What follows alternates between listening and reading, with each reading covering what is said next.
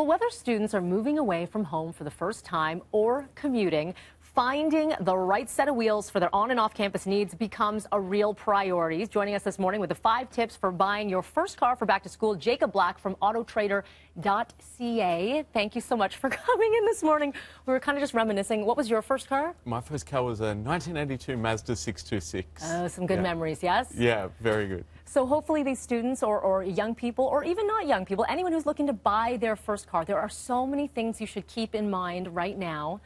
You have a list of tips on the key things you should know. So number 1 is setting a budget. And why is this so important? It's really important because, I don't know about you, but for me, like, shopping for my first car was really exciting. And it ended up being unexciting because my budget got in the way. And that can happen to a lot of people. It's easy to get swept away. So it's important to set that budget and know what you're going to spend on the car, fuel, insurance, all those things, so that you don't get carried away and end up car poor. You said something so smart there, is you don't think about, is it fuel efficient? What's it going to cost you in gas for insurance? Because different vehicles are different insurance rates, right? So worth kind of doing the full numbers check, right? Doing that full list and saying, okay, now once I minus all of these numbers, this is what I have left. Absolutely. Okay, so let's talk about that checklist. Function versus reality, right? Because if a parent is shopping versus a child shopping, I don't want to say child, but a teenager, a young person, they might have different priorities when it comes to what they want in their car. How do you meet in the middle? I think students and their parents can have vastly different priorities. And, you know, if you sit down with your family and you have a talk and you make sure that you're all very clear about what it is that's important to you, it's easy to have that checklist and adhere to it. You know, some people want something safe, some people want something fun, some people want something that's a mixture of the two. There's tech that everybody wants, especially these days. So having those conversations is how you make sure that you're clear on that. And be realistic with it too, right? I mean, of course, you're going to see the pictures online and say, this one looks beautiful, but if it doesn't make sense for your life and it's not in your budget and it doesn't have the features that you really need for safety, well, then that's a problem. That's right. And that comes into doing all of your research. So where do you begin when you're doing your research? Well, because it can be overwhelming, you know, and there's over 400,000 cars on Autotrader.ca.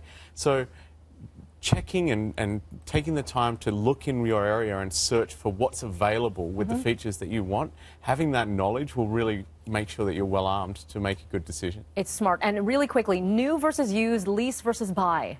Yeah, it's the age-old question. If you're like somebody that wants to upgrade their phone every couple of years and you treat your car the same way, you know, maybe a lease is the right idea for you. But if you're going to drive a long distance because you live out in the sticks but you go to school in the city, maybe you need something that will, you know, you need to buy, you need to finance if you're going to buy new. Okay, with about a minute left, I want to make sure we get through some of these vehicles here.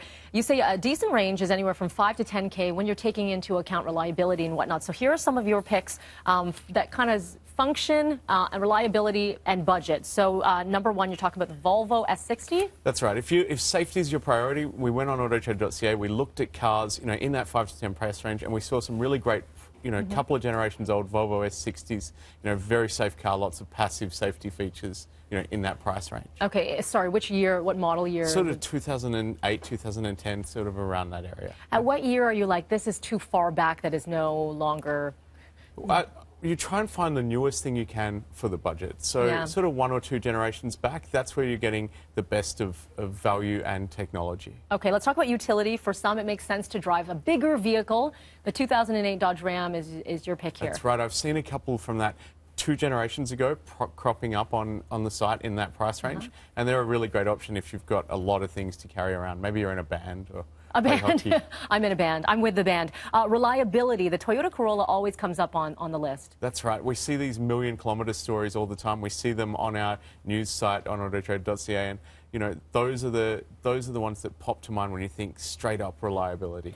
Okay, I'm going to skip by one because I want to get to the driving enjoyment one, and you choose the 2008 to the 2010 Mini Cooper. It's always fun to drive. You feel like Austin Powers in it, and then you parallel park. Why the Austin Cooper?